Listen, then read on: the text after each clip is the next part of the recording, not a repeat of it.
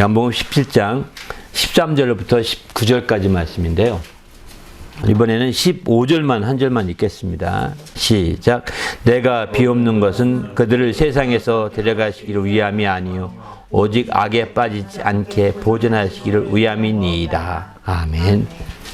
계속 말씀 나누고 있는 것은 이제 올 한 해 누리며 살자 이런 표어로 했는데, 그 누리며 살 것 중에 우리 주님이 세상에 오셔서 베푸셨던 것들이 있습니다. 세상에 오셔서 전 세상을 향해서 베푸셨던 주님의 축복이라고 그럴까요? 주님이 행하셨던 그런 은혜라고 그럴까요? 그런 것들을 이제 한 10번 정도 요한복음을 통해서 나누고 있습니다.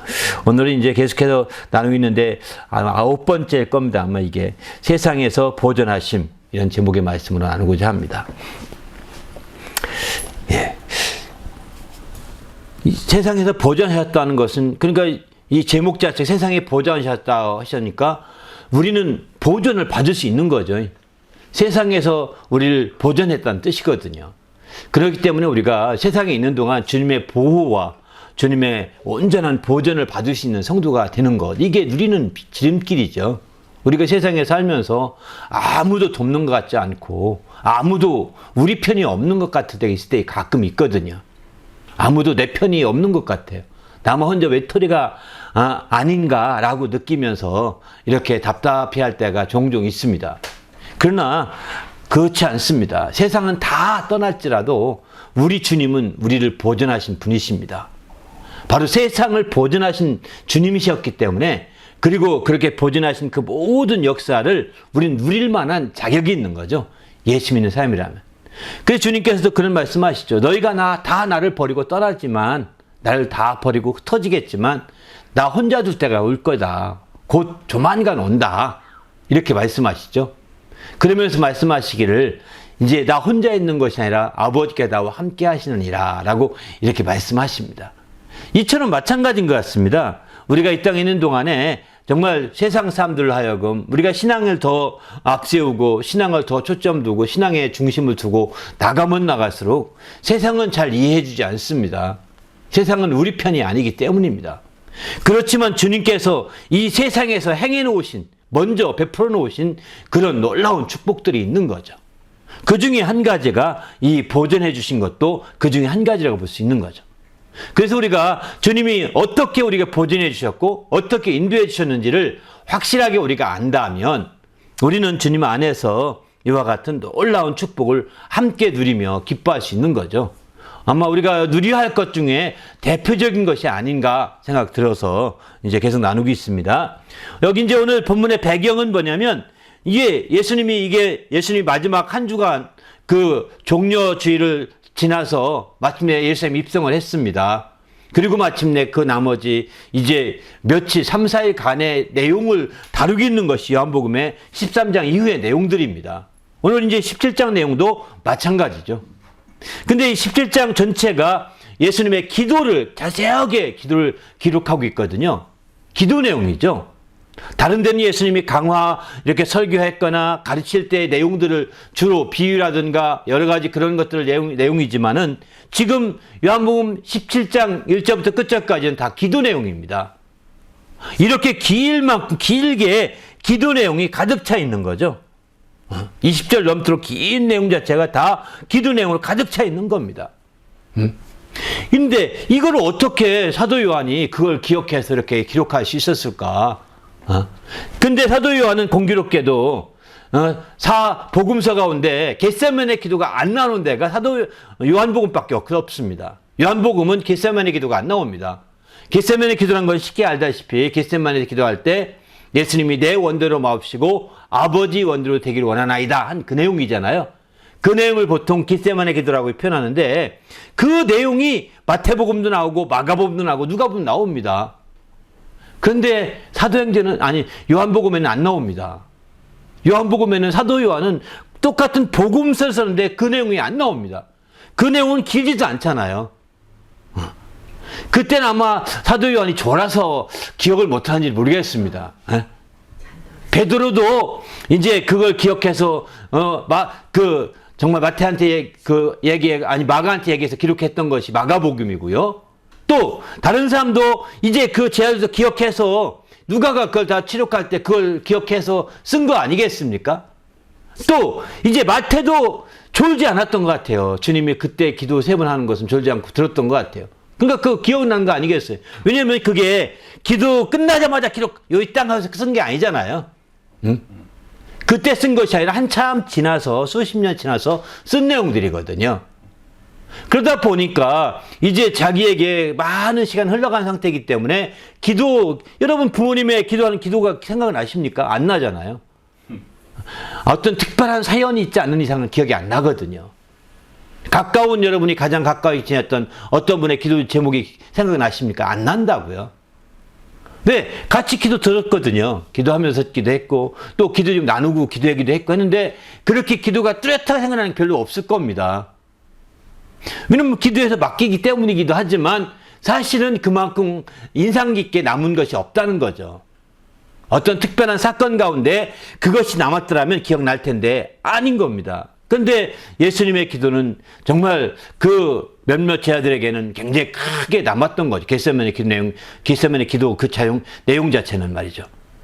왜? 정말 그분이 땀방울이 핏방울이듯이 그렇게 열심히 기도하는 모습을 그들은 봤던 거거든요.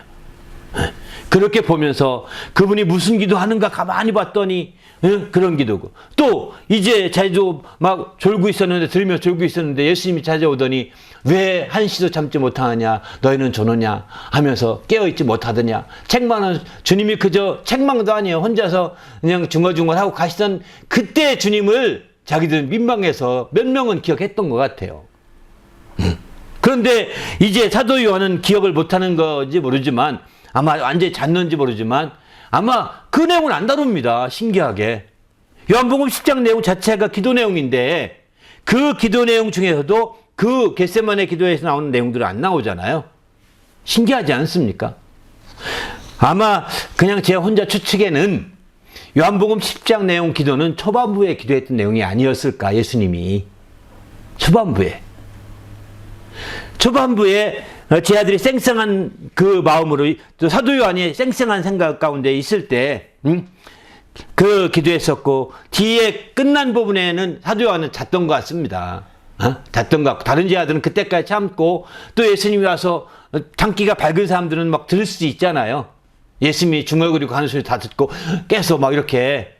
근데 사도 요한은 어렸고 그래서 그런지 몰라도 그냥 푹 잤던 것 같아요. 초반부는 들었는데 근데 들었던 그 내용이 사도 요한에게 충격적으로 다가왔던 것 같습니다.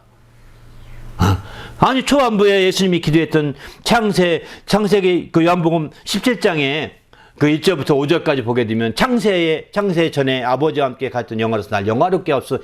창세 전부터 막 기도 이렇게 하거든요. 이렇게 웅장한다고 할까요? 이렇게 기도하는 사람 어디 있습니까? 없잖아요.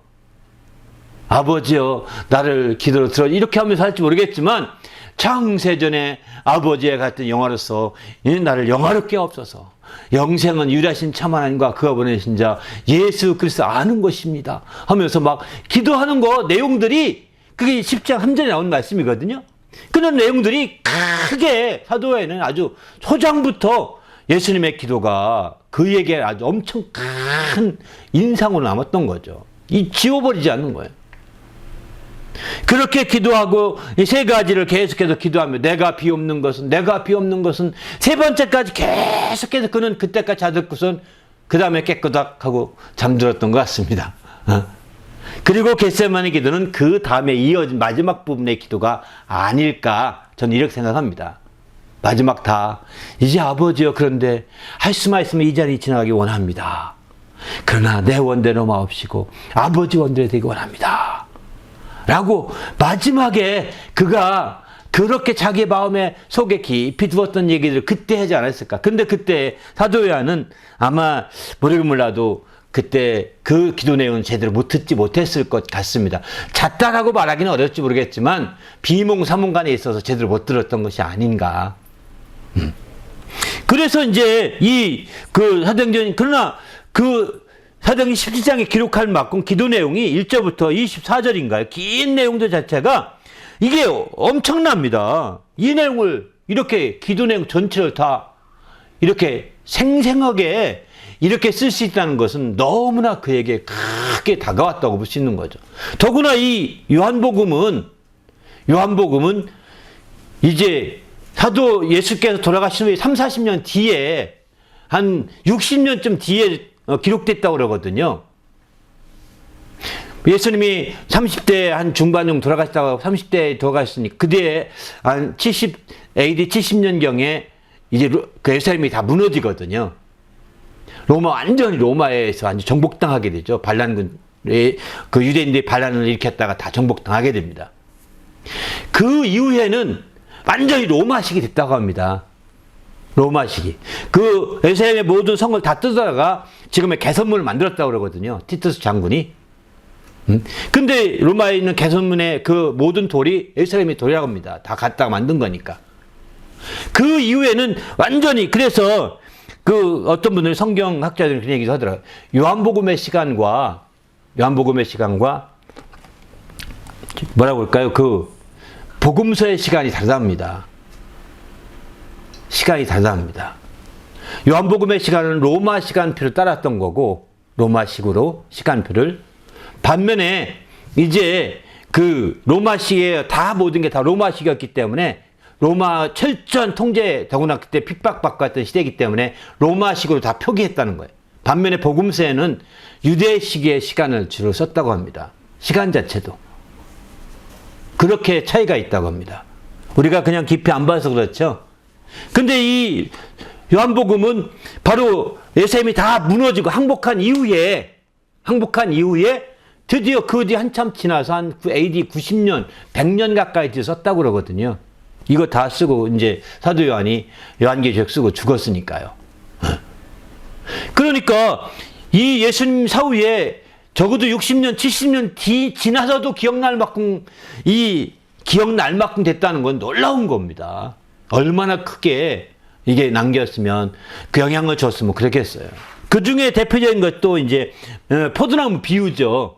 포도나무 비유도 어떻게 그렇게 생생하게, 그렇게까지 예수님이 말씀하신 말씀을 정확하게 이렇게 기록했을까? 포도나무 비유는 이와 같으니라고 간략하게, 우리 같으면 기억 안 나니 간략하게 기록할 것 같은데 자세하게 쓰잖아요. 설교하듯이요. 그죠? 이런 걸 보면서 사도 요한이 얼마나 그 머리가 좋았다, 총기가 좋았다 이렇게 말하기보다는 그에게 아주 큰 감명을 받았고 큰 인상을 정말 갖게 되었기 때문에 지워지지 않았던 거죠. 시간이 지나도. 우리에게도 이런 시간이 지나도 지워지지 않은 그런 일들이 있지 않습니까? 우리의 생에 정말 수십 년 지나도 7, 80년 지나도 잊어지지 않는 그런 것들이 있다고 얘기합니다.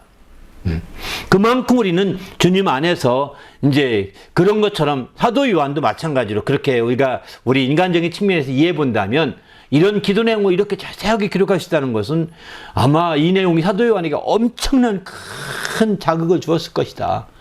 물론 그럼에도 불구하고 그는 그 뒤에 겟세마네 기도 안 적은 거 본다면 다 똑같이 적었는데 안 적었잖아요. 다른 복음서에 있는 내용을 갖다 쓸 수도 있을 법도 한데 그때 그것도 못 본 것 같기도 하고요.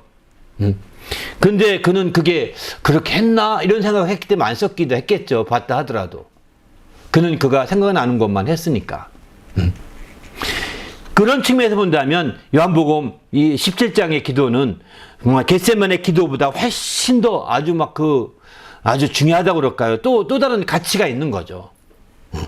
겟세마네 기도에서 아버지 뜻대로 되기 원하는 간절한 그의 마음을 담아 기도하는 그 내용도 너무 중요하지만 그러기 전에 주의 마음이 어땠는지, 주님의 기도하면서 어떤 마음이 있는지를 아주 잘 살펴볼 수 있는 내용이 요한복음 17장에 나오는 기도 내용입니다. 우리도 이제 이 내용을 통해서 우리가 살펴볼 때 이 내용의 중심은 여기 세 가지 기도 제목입니다. 첫 번째 기도 제목은 내가 비옵는 것은 세 번 이렇게 주님이 이렇게 표현하시거든요. 내가 비옵는 것은 첫 번째는 9절부터 11절까지 보면 이런 말씀합니다. 아버지 이름으로 보좌의 영 하나 되게 되도록 기도하겠죠. 저들을 아버지 이름으로 보존해서 하나 되게 하옵소서라고 강력히 기도하죠.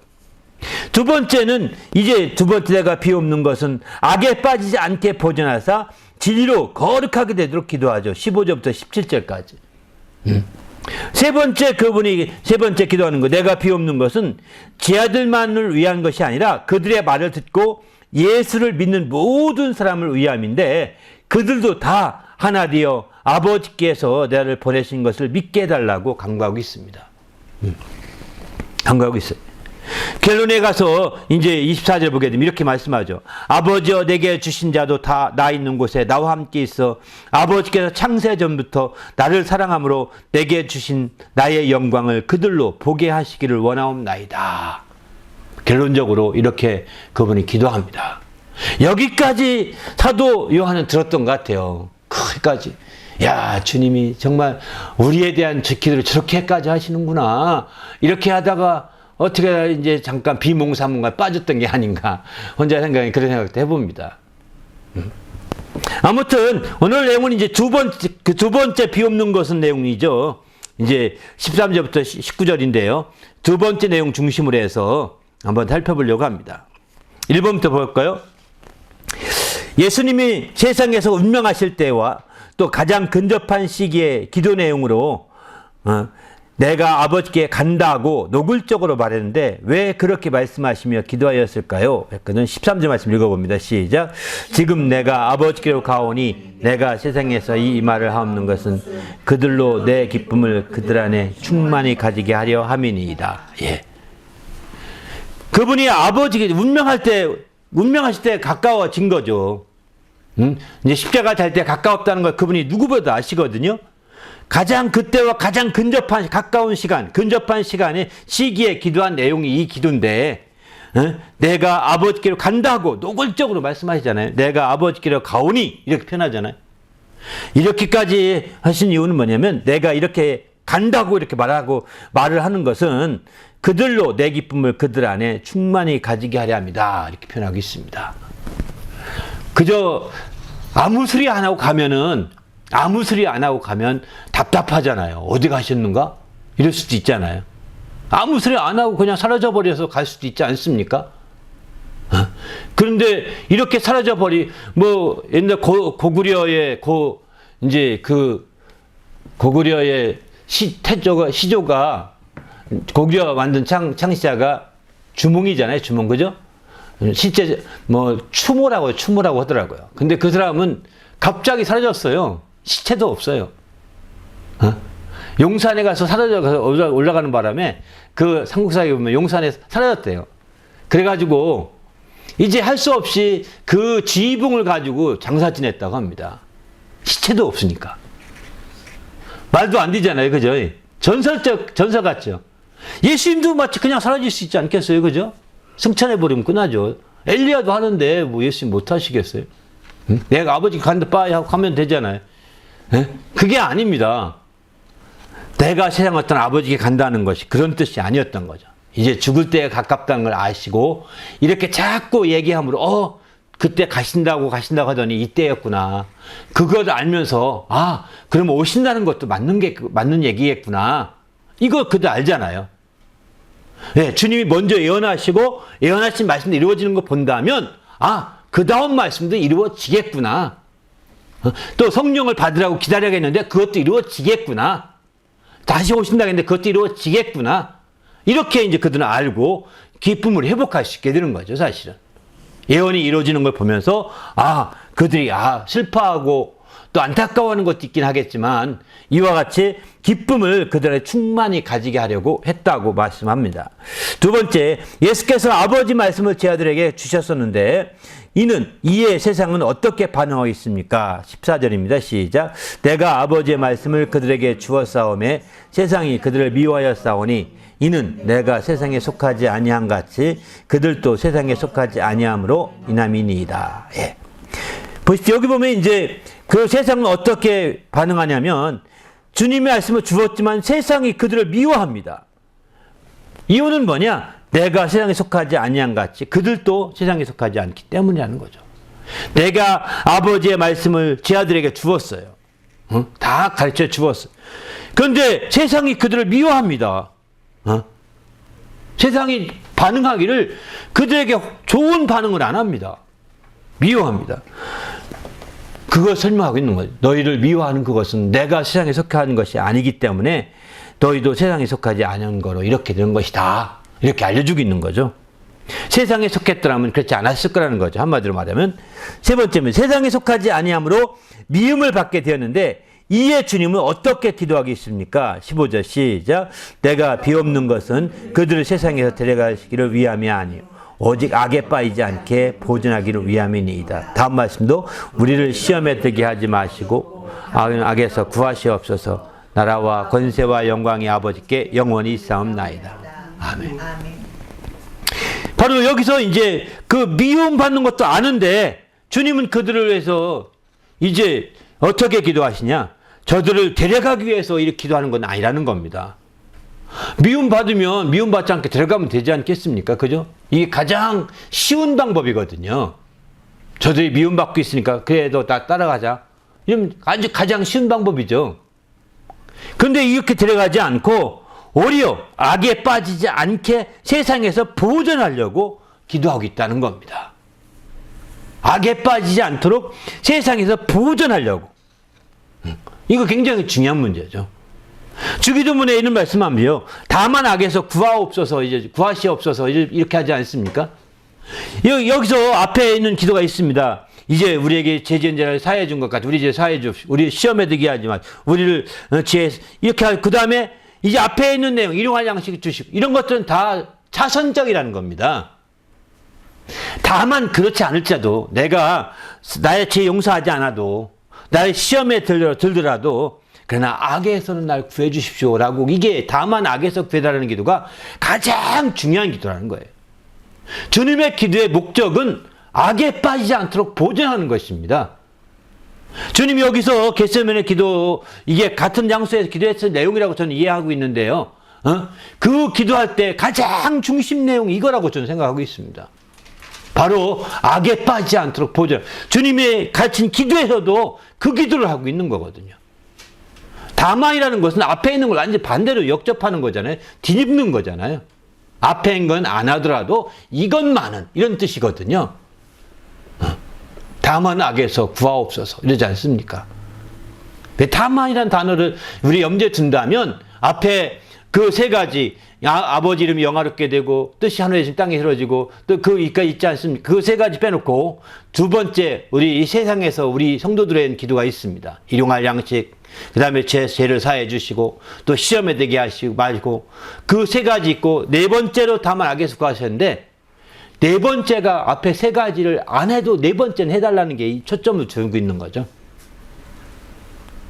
그만큼 이 땅에 있는 동안에 악에 빠지지 않고 악에서 구원받는 것은 굉장히 중요하고 굉장히 중요한 아주 주님이 강조하고 있는 것임을 주기도문에서 가르쳐주고 있지 않습니까? 우리가 매번 하지만 그렇게 생각지 않거든요. 많은 사람들은. 그냥 주문처럼 외우는 경우가 있는데 악에서 구해달라는 악한 자에게서 구해달라는 거죠. 근데 여기 요한복음 17장 15절도 마찬가지죠.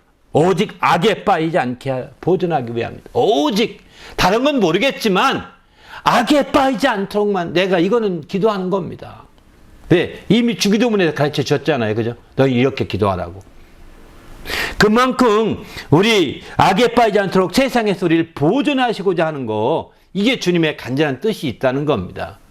우리가 세상의 미움을 받고 있고 세상의 질투를 받고 있고 세상의 임금으로부터 정말 우리가 푸대접을 받고 있지만 그럼에도 불구하고 그 세상에 우리를 정말 그저 핏값한 자들을 그렇게 어려움 당하고 있는데 내버려 둔단 말이에요. 세상에 악에 빠지지 않도록만 보존하고 있단 말이에요. 그 악에 빠지지 않도록 보존되지 않으면 이제 완전히 넘어가기 쉬운 거죠.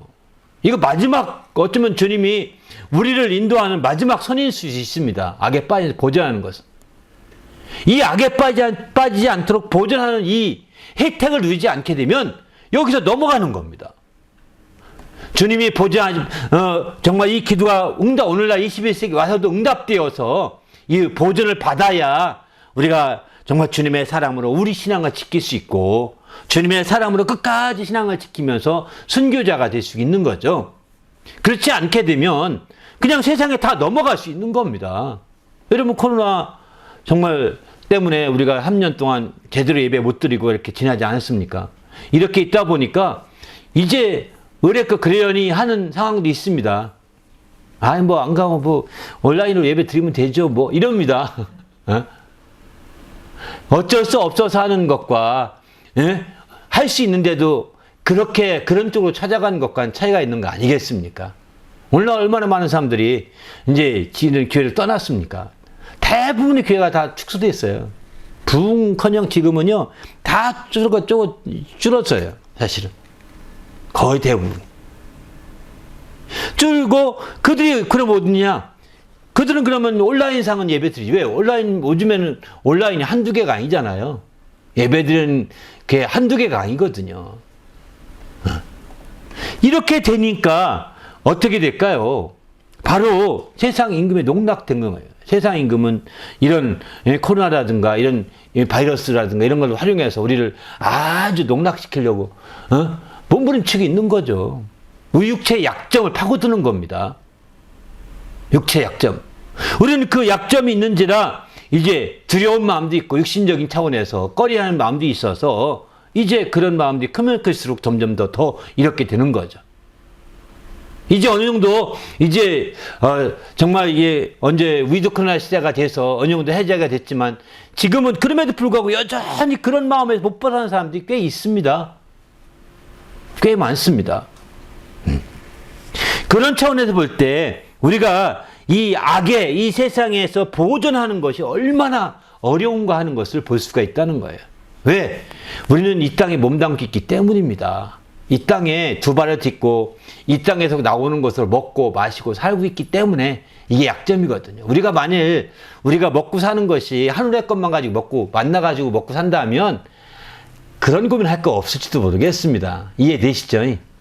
얼마든지 주님만 24시간 섬길 수도 있지 않겠습니까? 그런데 우리가 먹고 사는 게 주님이 일용할 양식을 공급해 주는데 가서 일을 해야 되고 또 열심히 몸부림쳐야 되지 않습니까? 이렇게 하다 보니까 이게 안 되는 거예요. 육체의 약점이 아주 원수는 가장 크게 공략해 오는 거거든요. 육체의 약점 중에 또 자식이길 부모가 없다고. 자식 문제는 더 큰 거죠. 그만큼 가족 문제는 더 크게 느껴지는 거죠. 또 더 나가서. 그래서 우리는 이제 주님 안에서 이 세상 임금, 악한 자가 우리를 미혹하는 방법에 있어서 육신적인 약점들을 온전히 정말 파고든다는 것을 우리가 안다면 이게 우리는 장기적으로는 가장 우리가 신경 써야 될, 우리가 그 부분을 가장 우리가 정말 생각을 많이 해야 될 부분입니다. 그러나 주님은 바로 그럼에도 불구하고 우리를 보존하시고 지키고자 몸부림치는 거죠. 주님이 그 기도가 지금도 응답되고 있다니까요. 이 기도를 우리가 응답받고자 한다면 주님이 세상에서 보존하시기를 위함입니다 라고 간절히 기도했잖아요. 근데 이런 기도한 것들을 우리가 응답받는다면 우리는 보존받을 수 있는 거죠. 근데 주님의 기도려니 하고 성경에 기록된 내용이려니 하고 나와 상관없이 그냥 지나면 어떻게 될까요? 응답 못 받는 거죠. 그 기도 누가 했던 그 기도 붙들고 늘어져야 응답 받는 거죠. 여러분 부모님께 여쭤보십시오. 저를 위해서 무슨 기도 하셨나요? 여쭤보시고 기도 제목 몇 가지, 기도 몇 년 동안 기도했어요? 물어보고 몇 년 동안 기도했다는 내용을. 그래서 저는 어른들 권하기를 신앙 있는 어른들에게는 기도 통장 만들어라 이렇게 말씀을 드렸습니다. 기도 통장. 기도 통장 만들어서 기도할 때마다 기도 제목 써라. 그러면 그 기도 통장 수십 년 기도하면 기도 통장 몇 개 되지 않겠습니까? 수첩으로 한다면 10개 될까요? 이 10개를 친필로 쓴 10개의 수첩을 자손들에게 유산으로 줄 수 있다면 내가 이렇게 노력해서 기도했다. 네가 꼭 응답받아라. 이게 최고의 선물이지 않을까 생각이 듭니다. 아마 자식들은 그걸 못 버릴 겁니다. 그걸 못 버릴 거예요. 저는 그렇게 하라고 권했는데 저도 이제 그렇게 은퇴하면서부터 그렇게 해야 될 상황이 됐습니다. 은퇴하고 나부터는 제가 그거 하고야 은퇴하기 전에는 가족보다는 교회를 먼저 생각하니까 지금은 뭐 초점은 교회에 초점 두고 있지만 은퇴하고 나서는 이제 어쨌든 뭐 저도 하나의 평범한 성도로서 목사였지만 원로 목사로 평범한 성도로 이제 기도 통장을 만들어야 되겠어요. 그래서 가기 전까지 계속 쓰는 거예요. 그래가지고 이제 네가 응답 꼭 받아라. 너 이거 꼭 응답 받아야 된다. 정말 이렇게 간절히 수십 년 동안 기도한 응답이라면 얼마나 중요하겠어요. 그렇지 않습니까? 그 기도를 우리가 응답 받으시다면 굉장히 축복 아니겠어요?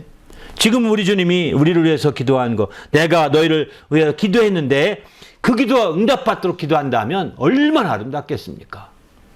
우리 모두가 주님 안에서 그 기도를 응답 받으시기 바랍니다. 정말 악에 빠지지 않도록 보존하시기를 원하시는 그 기도 말이죠. 네 번째 볼까요? 주님의 제 아들을 세상에 데려가려 하지 않고 오히려 세상에 보존하려고 하시는데 왜 그렇게 기도하셨을까요? 16절 말씀 읽어볼까요? 시작. 내가 세상에 속하지 아니한 같이 그들도 세상에 속하지 아니하였사옵나이다. 예. 바로 제 아들도 세상에 속하지 아니했기 때문에 그들을 보존하려고 하는 거예요. 그들이 만약에 그 제 아들이 세상에 속했다면 이런 기도할 필요가 없죠. 속하지 않았기 때문에 이제 세상에서 뻔히 미움받고 뻔히 보이거든요. 그러니까 그렇게 하고 있는 걸 보죠. 다섯 번째입니다. 주님이 세상에 속하지 않았던 제 아들을 악에 빠지지 않게 보존하고자 기도하셨는데 어떻게 보존하고 찾았을까요? 한번 계속 말씀 거기 있는 말씀 다 한번 읽어보십시다. 시작. 그들을 진리로 거룩하게 하옵소서. 아버지 말씀은 진리니이다. 그가 피조물 중에 우리로 한 첫 열매가 되게 하시려고 자기 뜻을 따라 진리의 말씀으로 우리를 낳으셨느니라. 그 안에서 너희도 진리의 말씀 곧 구원의 복음을 듣고 그 안에서 또한 믿어 약속의 성령으로 인치심을 받았으니 주의 말씀의 강령은 진리오니 주의 의로운 모든 규례가 영원하이다. 예. 어떻게 보존하고 있느냐? 바로 진리로 보존한다고 보여줄 수 있는 거죠. 진리로 저들을 거룩하게 해달라는 것은 보존해서 저들과 구별시켜달라는 뜻이거든요. 세상에서 저들을 울타리 쳐서 구별하는 거 똑같은 거죠. 저들과 이렇게 경계를 쳐서 구별시키는 겁니다. 그래서 그들을 보존하는 거죠. 뭐로 구별시키느냐? 진리라고 하는 것으로 이렇게 구별시키는 겁니다. 아버지 말씀이 곧 진리입니다. 라고 이렇게 표현하고 있습니다. 그런데 우리는 뭐냐? 야고보서 보면 우리는 이 진리의 말씀으로 나왔다는 겁니다. 우리가 거듭난 것이 진리의 말씀으로 거듭났다는 겁니다. 그래서 피조물 중에 우리의 한 첫 열매가 되게 하시고, 우리가 피조물 중에서는 우리가 첫 열매죠. 거듭난. 그러니까 피조물 중에 우리가 첫 열매가 되게 하려고 진리의 말씀으로 나왔다. 거듭나게 했다. 이렇게 표현합니다. 그 다음에 진리의 말씀, 곧 진리의 말씀이 뭐냐? 너희가 들었던 구원의 복음이라는 겁니다. 구원의 복음을 듣고 이제 진리의 말씀, 곧 구원의 복음을 듣고 그 안에서 약속의 성령으로 인치했다는 거예요. 우리가 진리의 말씀으로 거듭났다면 약속의 성령으로 인치신다는 겁니다. 또 시편에 보면 주의 말씀의 강령이 진리다. 주의 말씀의 중심이 진리라는 겁니다.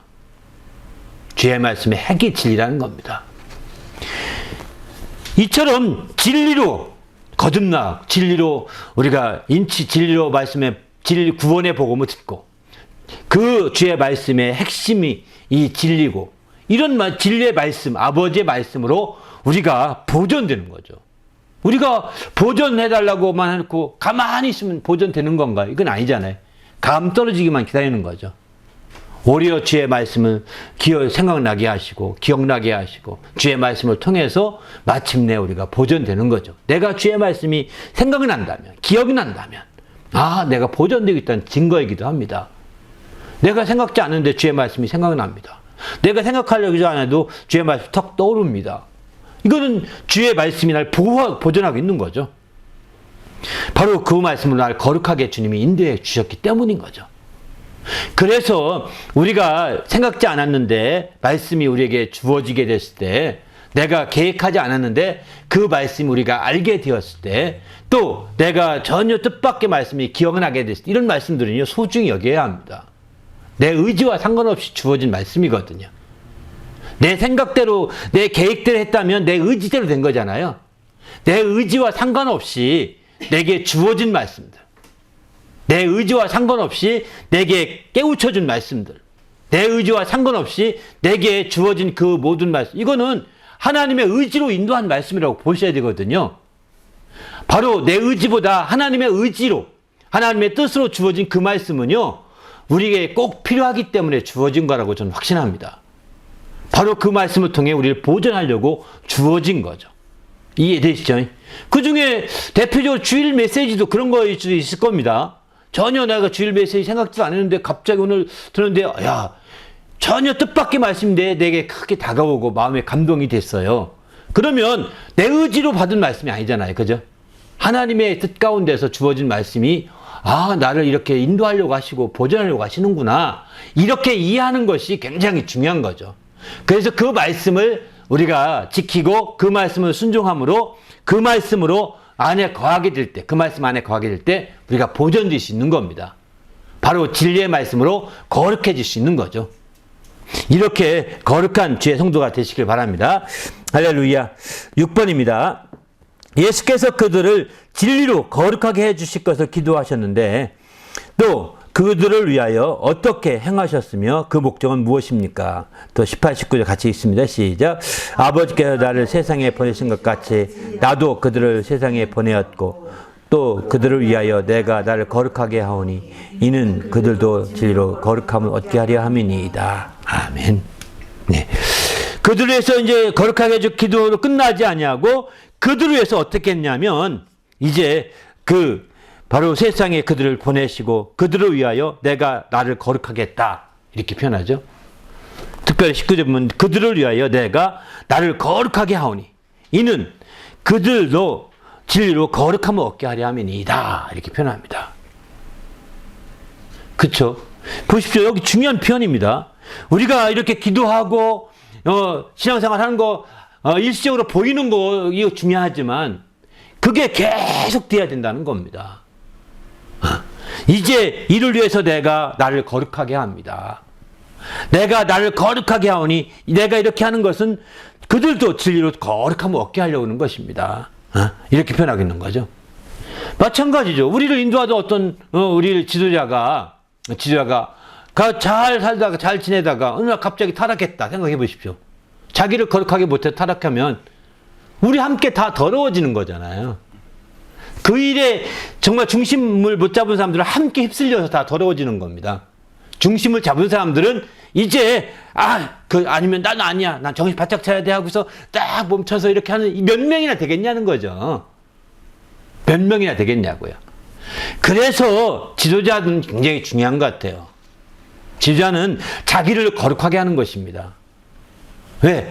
바로 자기를 함께 따라오는 자들을 위해서 자기가 더 자기를 거룩하게 진리의 말씀으로 지켜나가야 되는데 그걸 안 지킨다고요. 나는 자유해. 이게 구원파의 가장 큰 맹점입니다.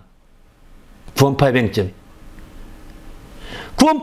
자기는 구원받았으니까 다 자유롭다는 거예요. 자기를 거룩하게 안 합니다. 자기를 거룩하게 지켜야 되는데. 그게 문제가 심각한 거예요. 사이비 집단이 다 그러잖아요. 교주들이 다 자기를 거룩하게 안 지키잖아요. 자기들은 다 모든 육신적인 재물, 육신적인 모든 문제를 다 자유롭게 다 누린단 말이에요. 자기만. 유일하게 자기만. 자기는 완전해졌다는 겁니다. 거짓말쟁입니다. 그는 더 거룩해야 되는 거예요. 예수님도 나는 나를 거룩하게 하고 예수님도 거룩하게 하는데 예수님은 그야말로 완전한 분이거든요.